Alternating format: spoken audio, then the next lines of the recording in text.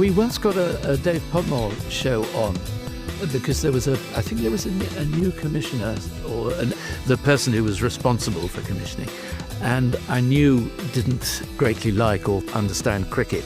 And I said, well, we want to do another Dave Podmore episode this year because, as I'm sure you know, it'll be the anniversary of exactly 1,000 years since cricket began. And fortunately, this person believed me and commissioned it.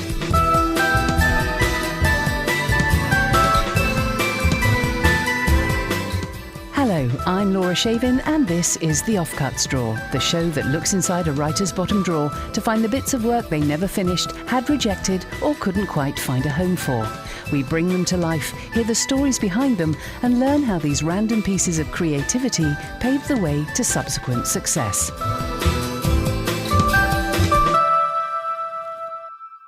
On this episode, my guest is Christopher Douglas, a British writer, actor and bastion of Radio 4 comedy.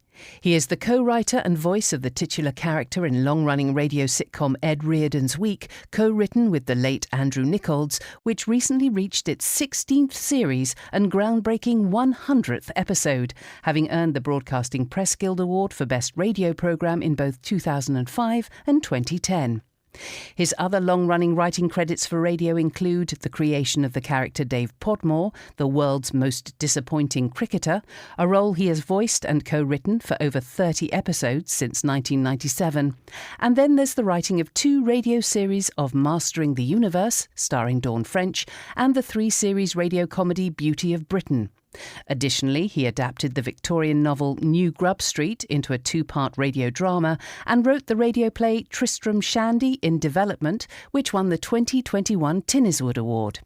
His screen work includes scripting and directing the recurring on-screen persona of actor Nicolas Craig, played by Nigel Planer, for both stage and television in productions such as the Nicolas Craig Masterclass and later programmes for BBC Two and BBC Four, which all originated from the spoof autobiography I, an Actor he co-wrote with Planer in 1988. Christopher Douglas, welcome to the Offcut Straw. Thank you, Laura. Now, I have to start with I, an Actor, because that was one of the most influential books I read as a drama student. I mean, after all the serious, po-faced navel-gazings of real thespians that we were told to read, this was an absolute blast. Me and my friends were obsessed with it. I have to ask you, was it inspired by anyone in particular? No, it was inspired by everybody, including ourselves, really. And we were warned against doing it by older professionals who said, not that they were worried about being insulted, but because they thought it was too much of an in-joke. And that sort of, we thought, well, what's wrong with an in-joke? You know, if it's funny, it's funny. Yeah. And there was a sort of spoof acting book that was published, I think, in the early 60s sometime, called The Art of Coarse Acting.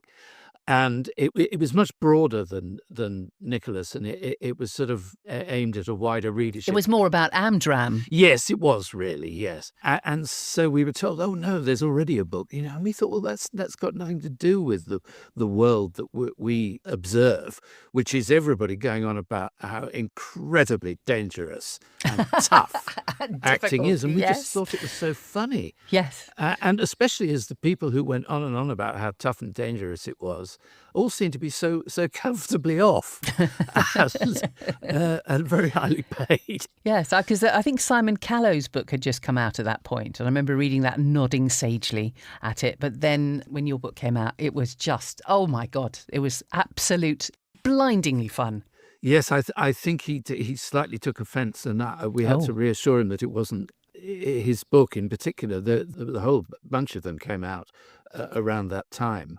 But I don't think we really targeted anyone in particular. As I say, it was sort of against ourselves as well, because we'd been actors for, we'd both been doing it for quite some time, 12 years or something, I think. And I'd done quite a lot of the sort of lower end of the repertory career path. and Nigel had done it, worked at a sort of slightly more elevated level. So we had the whole acting profession pretty much covered, really, between us. OK, well, we'll talk more about it and Nicolas Craig later in the show. But in the meantime, let's get started with your first offcut. Can you tell us, please, what it's called, what genre it was written for and when it was written? This is a scene from the Scarlet City, which was written around the late 90s, 97, I think. And it was a TV pilot script. Hare and Beavis at the dining table. Mrs. Bracewell clears up. Nellie the skivvy enters. Beg pardon, sir, but it's one of them girls at the door, sir. One of which girls, Nellie? You know, one of them girls as is all wet and bedraggled, what fetches up on the doorstep not knowing however it was they got here, sir. Oh, not again. I'm sorry, sir. I'll get rid of her immediately. One moment. Tell me, Nellie, does she wear a velvet-trimmed cloak and beneath her hat a cascade of auburn tresses? Yes, sir. And in her hand, a pathetic scrap of paper? Yes, sir. Forgive me, Mr. Hare, but we've had this so many times. Whenever we let one in, it always leads to trouble. Thank you, Mrs. B. I think you'll allow my instinct in these matters is without equal. I have a suspicion that this young woman's plight is in some way connected with a network of enemy agents. Extraordinary deduction here. Is this the same reasoning process that led you to the conclusion that Jack the Ripper is really Mrs. Beaton? It's by no means as clear-cut as that at this stage. Show her in, will you? Very well, sir. Emily enters.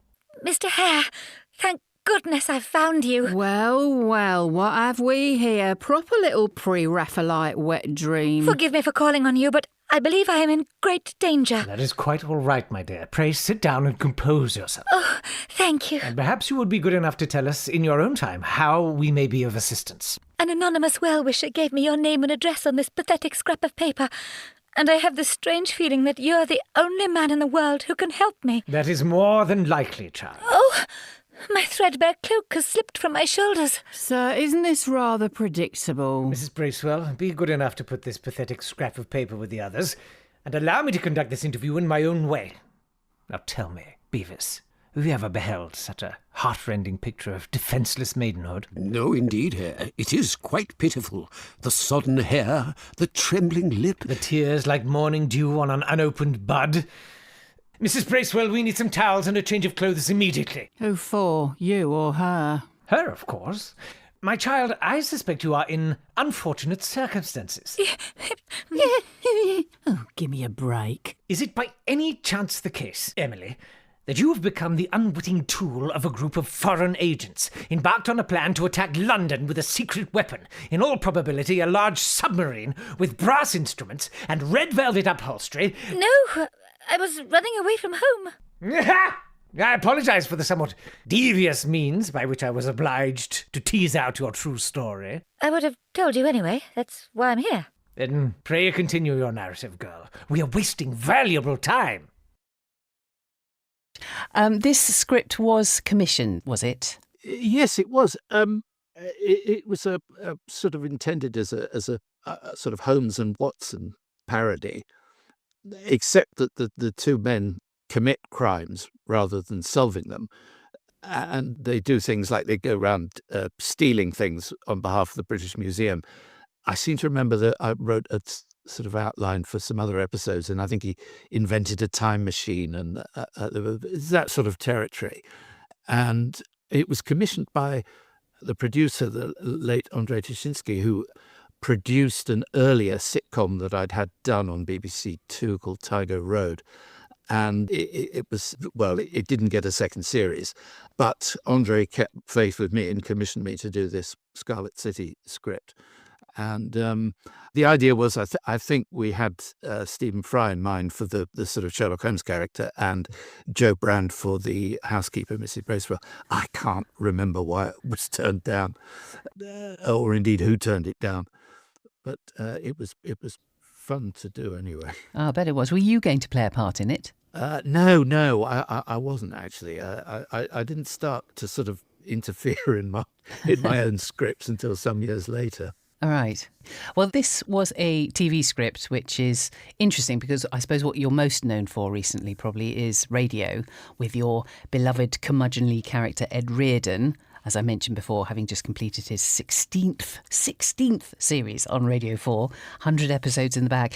That is extraordinary for a radio sitcom. I mean, that's the sort of numbers you'd expect from like an American TV show with a room full of writers and, 22 episodes a series. 100 episodes. Yes, it is unusual. There were shows in the 1950s that I think did rather more episodes. But as you say, they had teams of writers. But I think possibly one of the reasons it's kept going is that Ed Reardon reacts to whatever's currently in the air. Not so much actual events. It's more fashions in the arts or TV or sport, journalism, politics, and so there's always something new for Ed to be annoyed about. And he's certainly written more than I have, and he's probably earned more. But I think what makes him a more interesting person than me is that he never feels sorry for himself. Most writers moan on about how hard done by we are, but Ed never does that.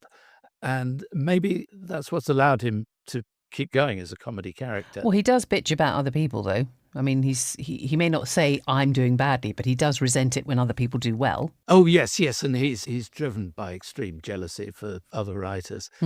Has he changed much over the years, do you think? Well, he sort of has to he reacts to whatever's in the air. But none of his attitudes have changed, would you say? Well, I would like to say no, but I suspect they have. I suspect there's stuff that he said in earlier episodes that I wouldn't allow him to say now. It's not like mind your language or anything like that, but it's been going for 20 years and I think fashions have changed. Yes, that's true. This show, I think, has changed a little bit because in recent years, the budgets everywhere, inevitably shrank a bit. And so we had a jazz band to begin with. Ed used to play in a jazz band. We had a writing class. Ed used to teach creative writing. And they sadly have had to go for purely budgetary reasons. And, it's just what everybody's had to put up with. And so I think the effect that's had is it's made the stories a bit tighter because there aren't so many other characters. And it takes a bit longer to construct the stories. But I think on the whole, it's worked quite well. I mean, the latter two series, which have been done in this sort of slightly new way. And so these sort of recent 10 or so episodes are more like plays, really, farcical plays, rather than topical sitcom that it was when we first started.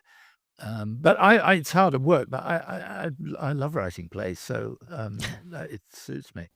OK, time for another offcut now. What's this one? Right, this is a play called Oedipus at the Crossroads Motel. It was written in the early 90s. Your parents are both on the mend now, Martin, but their accident could have been much more serious, and it's made me realise that you should know it was me who first brought you to them. But I was adopted? Yes. What, so are you my real father? No, my dear. He's entitled to know. He's over 18. You are, aren't you, Martin? Yes. Oh, thank goodness for that. 19 years ago, I was directing the Sheffield Panto, Aladdin, and Felix, who ran Bolton Rep, had just done Chinese Bungalow, so let me have the drapery in exchange for a favour. Felix Shepherd? Who ran Bolton, yes. He's in the cast of our programme. The motel? No. He's Gaston, the chef with a past. Well, isn't that typical of this business? It really is just one big family. And how often do we say that fact is so much stranger than fiction? Not very often at all on this show. We had 2 fires and a plane crash last week. Felix, we need you to answer a very important question. Did you give this man my baby? Your baby? I remember giving him some costumes. Green satin, I think. The fabric is immaterial. Felix, you told me the baby was sent to Lovedale Latouche's orphanage in Streatham, where he subsequently died. They sent me a lock of hair. Lovedale Latouche was a firm of wig makers and perruquiers. I used the moniker to throw everyone off the scent. I thought it was an odd name for a church orphanage. No, it came off the top of my head. The idea, not the hair. So who am I exactly? You mean there was no orphanage? No polio epidemic? Call it a white lie for the greater good. So you two are my real parents? No! Your father was the actor whom you replaced as the motel's likeable barman. He was at Bolton too. The old bloke who killed himself when he was given his notice. Not your fault. Not directly, but I was a cause of his death. I wouldn't go that far. Unknowingly, perhaps, but I was. This calls for an ad in the stage. You may be cheeky waiter and charming chatelaine to 18 million viewers, but in real life, you are mother and son.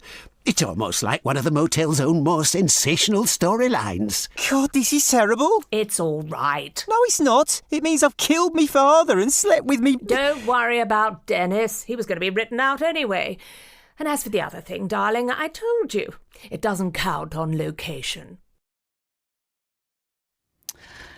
Well, that's quite the punchline. Oh, gosh, that was... Is this the end of the play? That was complicated, wasn't it? No, I don't think it was. I think it went on from there. Yes. I think I did finish it, actually. I couldn't get anywhere with it. My agent said it was like looking through the wrong end of a telescope. It was rather sort of complicated how it came about, because I was actually in Crossroads when I was about, I think it was 18 when I went into it, and I played a cheeky waiter. They gave me a trial 3 weeks to see how it, and then at the end of 3 weeks they said, right, you can stay on. We'll make you the waiter, and then they realised they couldn't make me the barman because I was too young. So they gave me a birthday so that I could serve behind the bar. And I had a party, but I was still only 17. So then a few weeks later, I had another birthday. No party this time. And then I was able to go and serve behind the bar. And I was in it for, a year and a half or something. And the other sort of inspiration for this, I suppose, was that I was an only child. And for a while, I was slightly unsure about who my father was. When I was very little, anyway. I had a stepfather. And but that was all, a pretty standard upbringing. But I think only children often feel they're doing things wrong all the time. I did, especially when I started working in theatre, and then when I was surrounded by all these older, more experienced people. When I did the Crossroads, I sort of felt I was doing something wrong the whole time. Many years later, really, when I read Sophocles' Oedipus trilogy, I was struck by the way that Oedipus believes everything he's told about his origins. And he never questions anything, even though he wants this terrible history not to be true. And my instinct is to see comedy in any situation. And it seemed logical to set the Oedipus story in the Crossroads Motel. I thought it would be quite fun. Obviously, having heard that, I think I'd been probably reading a lot of Joe Orton when I sat down to write it. But I think what you've just heard was a bit too big for its boots, really. The general idea is quite funny, but then when you get right to that punchline, go, this is potentially a little darker than we previously thought. But this is the earliest offcut that you sent, and you mentioned your parents just now. They both worked in entertainment. But what about you? Did you know you wanted to act because you were following your parents? And all this writing, did you do writing at school? Were you good at it? Where's that come from? Well, yes, my parents were all three of my parents worked in theatre and then in television. So my the first paid writing job I had or the first thing I got paid for, was on a game show called Huey Green's Double Your Money. I think it was 1964. And I got £0.50 for sending in a question. Oh. And I think the question was, which of the following heavenly bodies is closest to the Earth? Is it the Moon, is it Mars, or Brigitte Bardot? Tells you when it was. So I can't imagine. How old were you when you wrote that? At the age of 8 or 9. I can't imagine that was original. I must have got it from somewhere. But anyway, I got paid 2 and 6 for it. And then I progressed to helping to write questions for the TV game show Mr. and Mrs., which my stepfather directed and for which my mother wrote the questions. So in school holidays, I used to help her write the questions. Oh, wow. I remember Mr. and Mrs. Yeah. They had a child writing the questions. Yes, they did, yeah. Yeah, well, I only sort of helped. I suggested things, and they were most of them. It was actually my first experience of literary rejection. It was my mother telling me that the questions weren't good enough.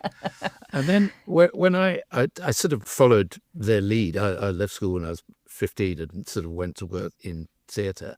And one of my first acting jobs was playing a Christmas turkey in Mr. and Mrs. So I had to run on the set, do something mischievous, I can't remember what. And then as a punishment, I was sent into the soundproof box. And when I went into the soundproof box in my turkey outfit, having got my laugh, I remember that, I could still hear the show's host talking to the audience. I thought, well, if I can hear that, all the people who go on Mr. and Mrs. must be able to hear the questions and the answers that their spouses give. So I thought all these years, and nobody thought to cheat. They just, well, maybe some of them did, but there's something quite moving about that. Yeah, well, unless, of course, there was some kind of music or something played in there. Maybe normally. there was. Yeah, yes, maybe something else. No, but it was quite shocking to me at the time. But the writing thing, I mean, I don't mean to in any way diss your writing at a young age, is not really the same thing as writing plays. Or were you writing much at school? No, I mean, I left school with very few O-levels, and I had really very little education at all. And I did manage to write a play when I was quite young. I'd been working as an actor for some years by then. And when I was in my early 20s, I did manage to write a script, which I tried to sell as a film script and couldn't get anybody to read it. And so I sent it to a radio producer. The play was about cricket. It was about a cricket tour in the 1930s called the Bodyline Tour, where the English team was thought to have pushed the boundaries of sportsmanship, or cheated, as the Australians thought.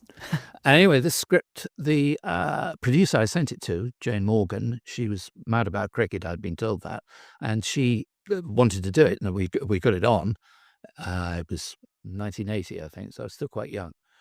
And then after that, having tried to sell it as a film script and then it becoming a radio script, then David Putnam bought the rights to it, and I thought, oh, great, this is the ability. The film was never made, but I got commissioned to write the biography of the leading character, who was a man very well known in cricket circles, but had never had a biography written, a man called Douglas Jardine.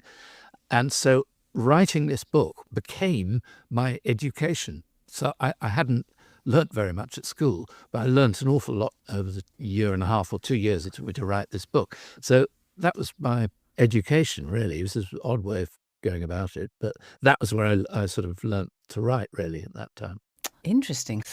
Well, moving on now, let's have another offcut. What's this one? Well, this is from a radio pilot script, and it's called Nicolas and Lysander, and it involves Nicolas Craig and his son, Lysander. Interior of Nicholas's nice big kitchen. Dad, have you seen my lucky scarf? Are you in for supper tonight? No, don't worry about me. I'm not. I'm worried about parting with significant sums of money at Morrison's for food which gets wasted because you don't turn up to eat it. Yeah, that's why I'm saying don't worry. Really need my scarf. It's got an 8 out of 10 strike rate. Right, but what tends to happen, Lysander, is that you say don't worry, so I don't, and then you appear with a pitiful countenance and I have to divide my meagre repast in two, which is more than a little vexing. So are you complaining a do turn up or a don't? Because it can't really be both, can it? Maybe I left it in Chiswick. Oh, gotta stop sleeping with models. They always nick your clothes. Where is it? Lysander? Why don't you make one of your favourites, like kidneys, brains, then you won't have to share it, will you? Or get vexed. No, I'll have to leap to the Aga and make you a Spanish omelette while mine goes cold because that's all there is in the house. Well, don't. A house, moreover, which is falling down and whose running costs have just quadrupled. So sell it. Don't worry, dear, it's going on the market this morning. Cool. Cool? It's too big for you. You fall asleep drunk on the sofa every night. You don't even need 1 bedroom, never mind 5. Sell it, Dad. You wouldn't think it was very cool if I turned round and said we're moving to Bounds Green. Well, I wouldn't mind, because I'm getting a place with Max. Max appears in feature films. He won't want to share with you, unless he needs someone to wait in for the drug delivery man. Might get somewhere on my own. Depends if I get this job. Running another club night at the Hubbly Bubbly Bar is not a job. I told you, I've got an audition for a movie. That's why I seriously do need my scarf with the silver threads running through. Corporate training movie, or don't forget to turn the gas off movie? It's a short. Oh, the creative activity of choice for the latter-day layabout. Has Orlando got a job yet? No, he's making a short film. Is this the gilded youth who's directing it? Dad, Lucy Bunting. Why do they always sound like characters from a nursery rhyme? give it back. I need the address. 48 Hoxton Square. Who'd have thought it? Lysander snatches the paper. Thank you. I was in a short film once. I had to be a ludicrous farm labourer with lines so fatuous I spoke them precisely as written, just to confront them with the evidence of their own imbecility. Good one, Dad. Can you tell me where my scarf is so I can actually do something with my life? Like take part in a tosspot Trustafarian vanity project. Dad! Which scarf? It's like Liberty's in our understairs cupboard. The one Max got me from Turkmenistan. You've taken it to go to your Russian lesson again, haven't you? I have not. Just 'cause she recognised you from an old episode of Middlemarch. Don't kid yourself, you cougar prey. Lysander starts thumping about in the cupboard. What's delusional, Lysander, is to suppose you will not be out on your arse, or indeed flogging said orifice up and down the award-winningly restored Regent's Canal towpath, unless one of us gets a paid job.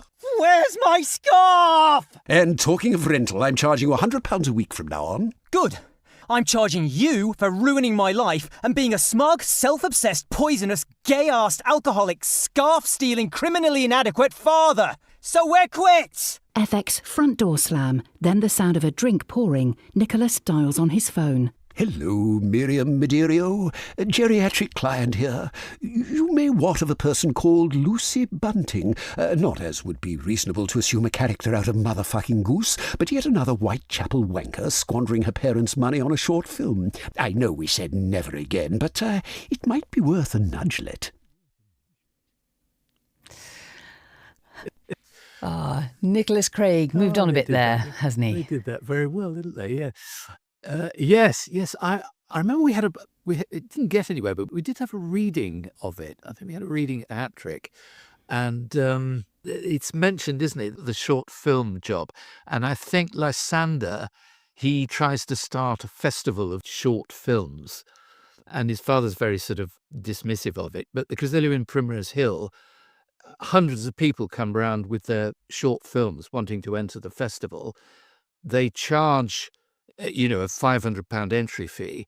And so it ends up with Nicholas on his wonderfully large dining table with about 5 million quid in cash, just moaning about, all I've got is this endless admin to deal with.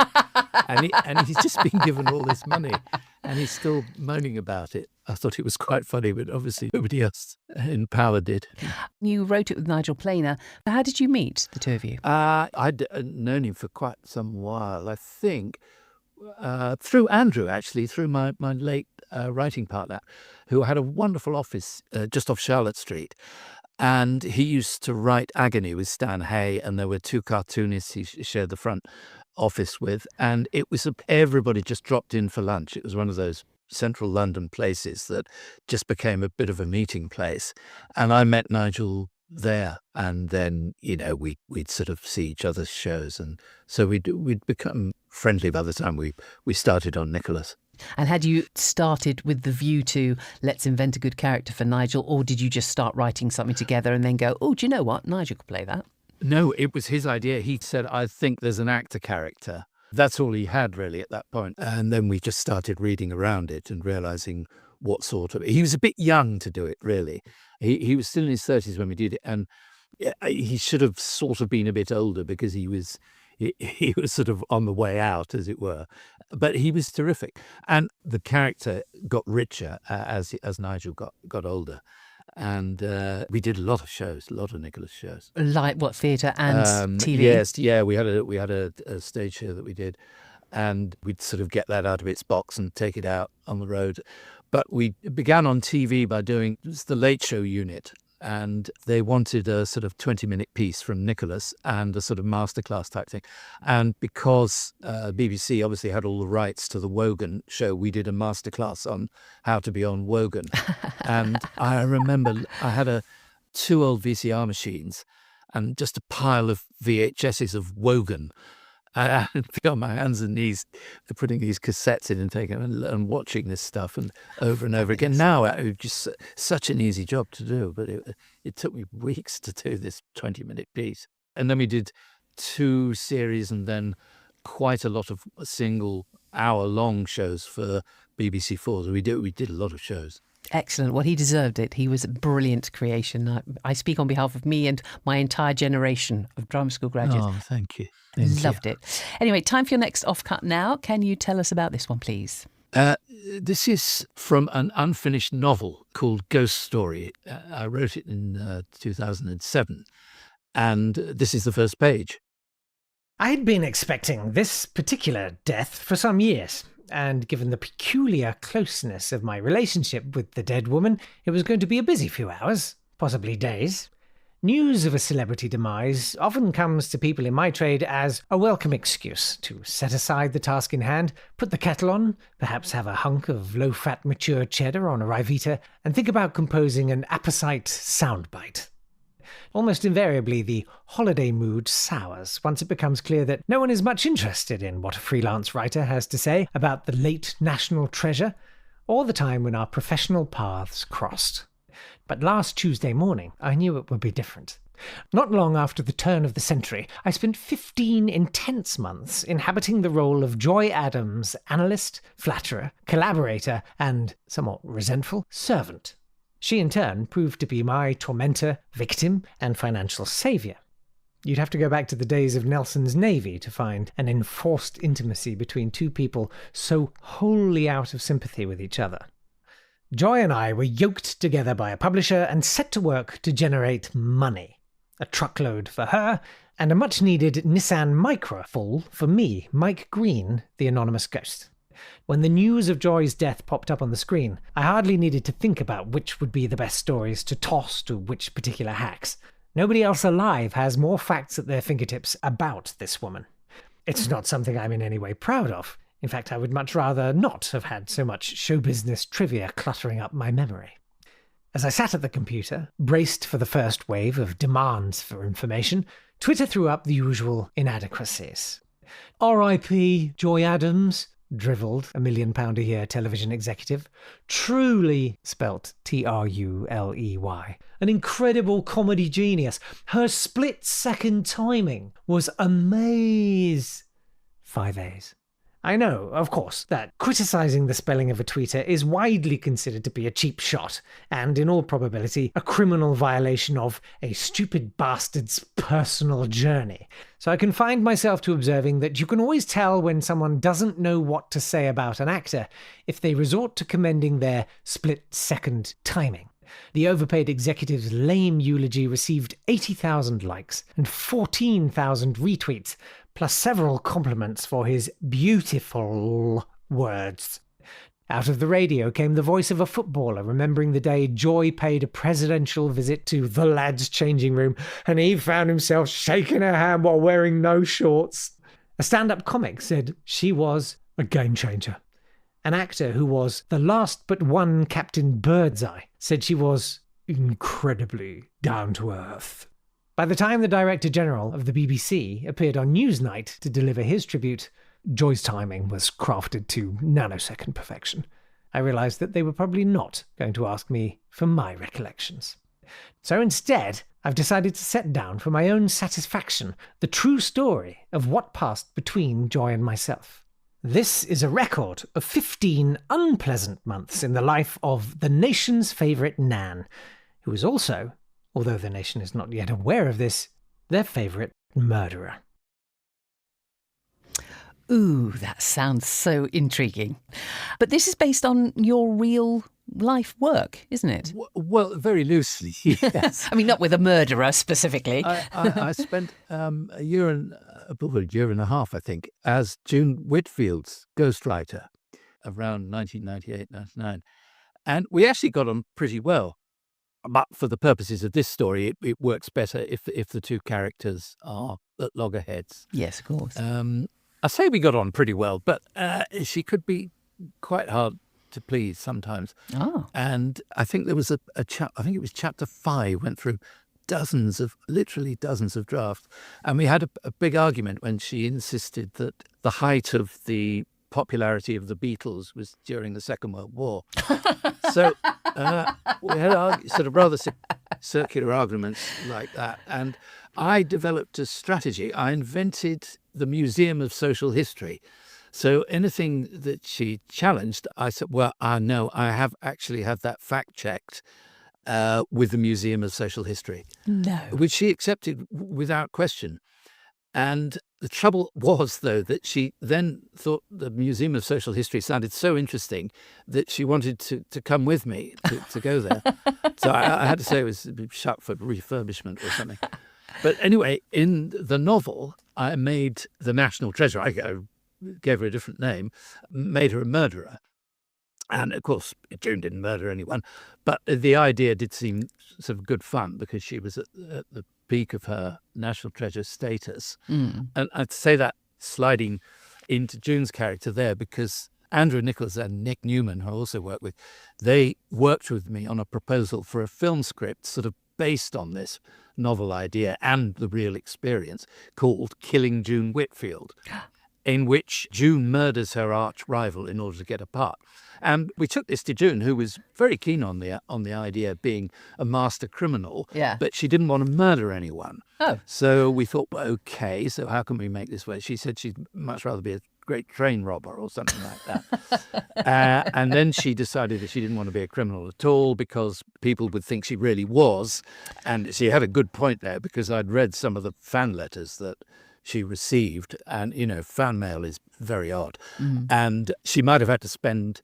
She feared she might have to spend hours on chat shows and local radio explaining that she wasn't a murderer. So that was the end of it, unfortunately. But you actually you ghost wrote her autobiography as well. Yes, that's right. They actually did get written. And it was, on the whole, absolutely fascinating experience. And she kept so much... I imagine it's gone to the City Museum now or somewhere. But this sort of vast archive of scripts, Hancock scripts and, absolute sort of milestones of comedy that she had in her sort of attic room. Yes. Well, she did work with everyone, didn't she? Oh, yes. Work with everyone. And at a time when it was quite difficult for women comedians to get work. And she didn't particularly see that as an achievement, but I think she was aware of how good she was, obviously. And yes, she worked with, Arthur Askey, Noel Coward, Tommy Cooper, just about everybody. So what's with the recent fashion for cosy murder stories? I don't know if you've noticed it on television, casts of older actors playing detectives. And in fact, the Thursday Murder Club, the success of Richard Osman's book, now made into a film, where the lead characters are pensioners. In fact, a lot of TV detectives are now middle-aged, if not older, women as well. I'm wondering, is it worth possibly reviving this? I know that she's the criminal in this, but as a cosy character in a cosy murder story, is this something that you might consider? Yeah, that's a very good idea. I just hadn't made... it's such an obvious connection. Honestly, it hadn't occurred to me that. Yeah, that's a good idea. Yeah. OK, let's move on to the next offcut. What have we got now? This is a clip from my adaptation of Tristram Shandy for Radio 4. It's an ad for a donkey charity, and I've chosen it because the director cut it. Grams, slow pastoral music or melancholy piano. If you're enjoying this podcast, why not save a donkey from dying senselessly? By donating just £3 a month, you could relieve the suffering of donkeys abroad who are hungry, thirsty, and struggling with loads that are far too wide. Text SAVE to 00077 or call 0800 099 0774. Or why not adopt an ill-treated donkey? I've chosen the perfect donkey for my husband, and two for my best friend Linda. They'll love their adoption pack with pictures of their new donkey friends. Visit donkaid.org and click Donkeys in your inbox now. Thank you. The music ends. Oh, it was lovely to hear that. Oh. Yes, the director cut it, so I was very pleased. Thank you. Oh, excellent. Oh, our pleasure. Now, this was an interesting play. I heard this, Tristram Shandy in Development. It wasn't Tristram Shandy, to be fair. It was Tristram Shandy in Development. It was a play, if I remember rightly, about a production of Tristram Shandy. I can't remember if it was a film or a play that it was being produced. Well, the idea was that it was a sort of rather pretentious radio drama workshop. And it was broadcast as though it was a podcast. But yes, it's not as wide of the mark as you might think, actually, because Lawrence Sterne, when he wrote Tristram Shandy, part of the joke was that he needed money to subsidise the writing. And so he peppered the text with adverts and appeals for money so that he could keep writing, rather in the way that podcasters do now. We don't, by the way. Well, that's why I hope to sneak that clip on there. But so just as Sterne sort of satirised the world of publishing, I put the boot into radio drama. But, you could really... It's so malleable, this story. You could sort of set it... That's Tristram Shandy, you mean? Yes, you could set Tristram Shandy anywhere, really. Frank Cottrell Boyce did a wonderful filmed version about 15 years ago. It's set in the film world, and, you could set it in the world of publishing or the world of theatre. The beats of the story work equally well, I think. Well, we've heard from that and earlier offcuts that you sort of like a bit of historical comedy because you spoof the Conan Doyle and similar style detective yarns we heard earlier. And this is taking a well-known 18th century novel as its subject matter. Have you always had a love of historical literature? Are you particularly well read? No, I'm not at all, really. But I suppose, well, there are adaptations are appealing if they're out of copyright. I see. It's a financial issue. No, I think actually I've sort of, rather than being inspired so much by English comedy or literature, I think that I probably learnt more from theatre and from American sitcoms, actually, than from British ones. I taught comedy for New York University for a few years, and I thought, well, there's no point in teaching American students about British sitcoms, telling them about Heidi High or Hello, Hello. So I watched a great deal of Frasier, Seinfeld, Simpsons, Roseanne, and so on and so on. And I learnt a huge amount from them. The main lesson being that you can't keep more than 3 plots running at the same time. You can just about get away with 3. 2 is better. Best of all is 1. And really? I would have thought best is 3. Isn't it the ABC plot system? I just think if you can do without them, and if you think... Well, it's a way of involving all the characters, isn't it? Yeah, that's the thing. Sometimes you can't do it in one because you've got too many characters, absolutely, as you say. But if you think of your favourite sitcom episodes of a particular favourite sitcom, they're often the one that just has one plot, or one plot with 2 very slight digressions. But, it's 28 minutes, or in the States, 22, 24 minutes. It's not that long. You have to keep the narrative quite simple. Right. But you've never been tempted to write a sitcom in the way that Americans do. Your style seems very British, whatever American influences you may have picked up. Is that true? Yes, I'm very envious of the American system. I'd love to be involved with it, the writing team, I think. Because, they take it so seriously. There's a lot of money in it, so they take it very seriously. And so there's a show I particularly admire that's on at the moment called Hacks, which has a team of writers, and as do all the great American sitcoms. But they're also in it, some of them, and that I think that's a very good system. I'd love to work in that. But I think it's that we can't afford to do it in this country. I'm pretty sure it's that. But when you talk about the technicalities of plotting, particularly, to execs in this country, they often just cover their ears and hum. They just really don't want to know about it. They just want you to get on with it and finish it as soon as possible. And maybe they know that they can't afford a writing team, so don't even think about it. Right, time for your final offcut now. Can you tell us what it is? Yes, this is called Rum Bum and Biscuit, and it's a radio sitcom pilot written by Nick Newman and myself in 2003. Interior, wardroom of HMS Indubitable 1804. Captain Francis Peckham scratches out his ship's log as the ship rolls and creaks. I, Francis Fairfax Peckham, captain of His Majesty's ship Indubitable, do hereby commence the log of today's action upon the island of Rhodes on this 1st day of June in the year of our Lord 1804. The engagement cannot, in the strictest sense, be termed a naval battle, being more of an argument in a restaurant. It is nonetheless another valiant chapter in the career of HMS Indubitable. Exterior, the main deck, FX distant battle.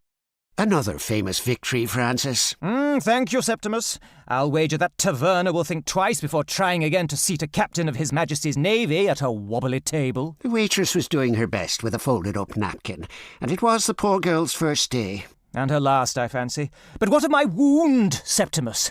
Is there any hope that your medical skills might staunch the blood and save my arm? It's only a paper cut from the menu. Septimus, my old friend, I bleed.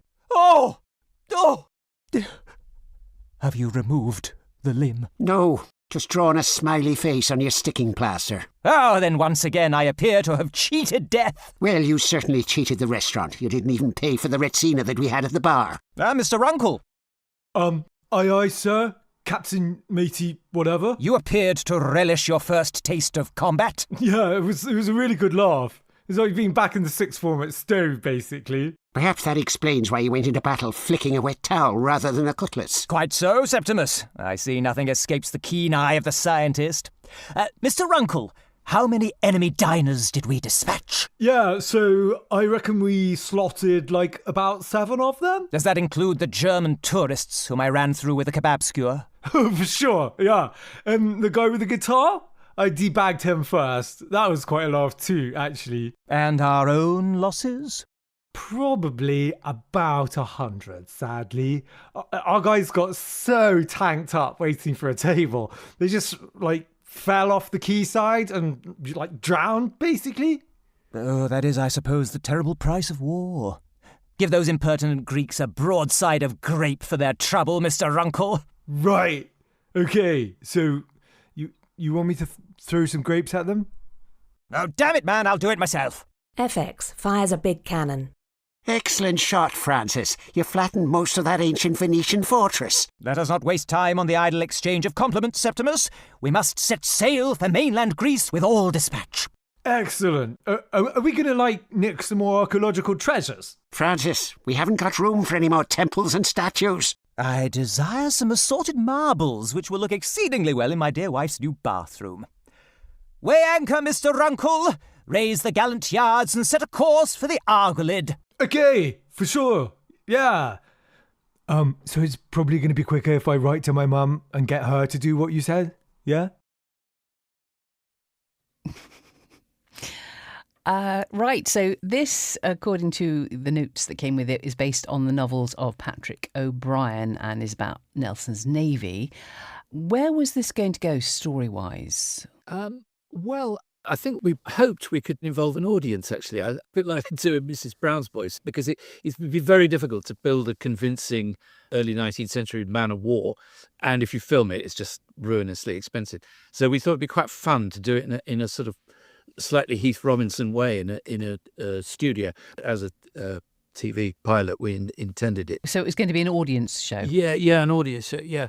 And we had, for many years, both the shows that I've done and done with Nick and various other people, we've had a very good sound effects technician called Alison, who arrives when you're going to record with all these strange bits and pieces that make the noise of something else.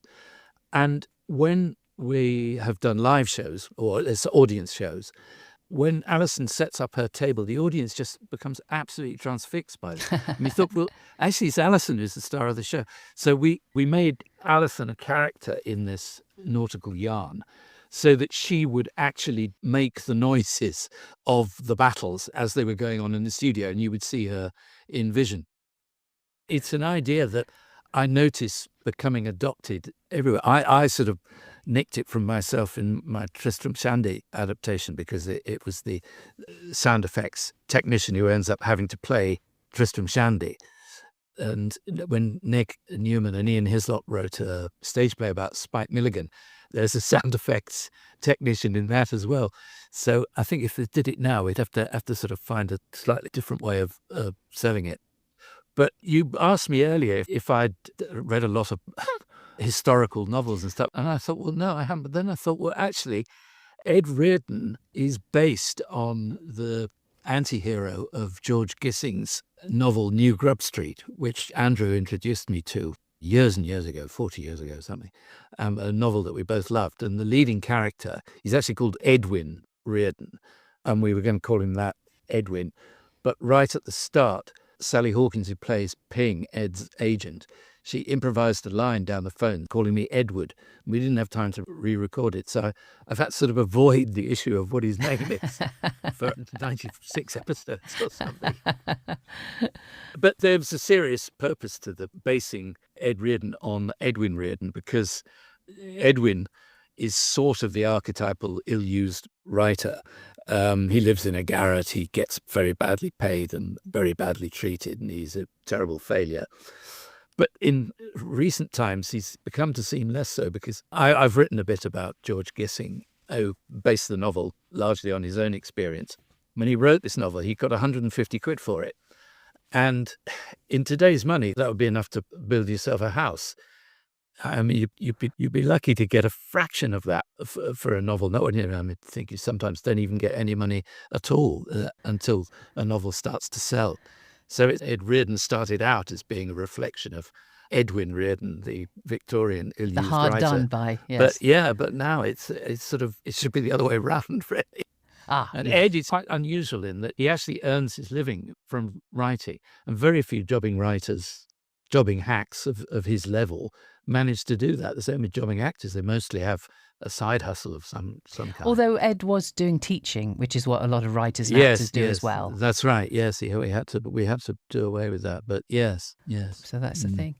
Now you mentioned when you sent the rum, bum, and biscuit. Well, I must ask why rum, bum, and biscuit? Why I get rum, possibly could get biscuit. What's bum? It's an old saying about the Navy, and I can't remember who first used it, but it's just what life in the Navy is. Is it? I think it might have originally been rum, buggery, and the lash. I think it's Winston Churchill actually. Oh, I see. Right. And then it got sort of shortened to rum, bum, and biscuit for some reason. Okay, well that's an education. But yeah, when you sent it to me, you mentioned that you had a project on a similar subject turned down by the BBC last year. What was that about? I get so many I have so many offcuts. I'm reminded of them every time I wake up the computer, and there's a folder saying, it's like a sort of writing necropolis saying BBC drama proposals. And this vast collection of rejected stuff. So I can't actually remember. There's so many of them. Okay, but I know what there is a similarity. The crew of this man of war, they go around stealing stuff. Again, more thieves. Like the Elgin Marbles. And so I wrote that sort of Holmes and Watson parody where that's exactly what they do. And in fact, I got another one turned down just a few months ago about the man who was accused and sort of convicted of defacing the Elgin Marbles in the 1930s. The British Museum over-cleaned the Elgin Marbles, and this man took the rap for it. He was completely innocent. And I thought there was an interesting subject for a radio play, but no, it's not to be. But yes, you're quite right. That thing keeps popping up. Interesting theme to have. Well, we've come to the end of the show. How was it for you, Christopher Douglas? Yes, it was nice to hear those things that I thought were dead and buried come back to life. So that was lovely. But I suppose it's a bit shaming in a way, just for the sheer vast quantity of rejection. But I don't think they're terrible. But yes, I have to acknowledge that they didn't hit the spot with the commissioners. Are there any that surprise you? Anything you might wish to go back and perhaps redevelop? Yes, I think that the sitcoms there were a few in there, weren't there? I think some of those could work still. Yeah, because obviously there's a turnover of staff at the BBC, just like anywhere. So somebody who turned you down once may have come. Yes, we once got a Dave Podmore show on because I think there was a new commissioner or the person who was responsible for commissioning, and I knew didn't greatly like or understand cricket. And I said, well, we want to do another Dave Podmore episode this year, because, as I'm sure you know, it'll be the anniversary of exactly 1,000 years since cricket began. And fortunately, this person believed me and commissioned it. So you can get round it sometimes. Excellent. Well, it has been lovely to talk to you, Christopher Douglas. Thank you for sharing the contents of your offcut straw with us. Thanks very much, Gloria.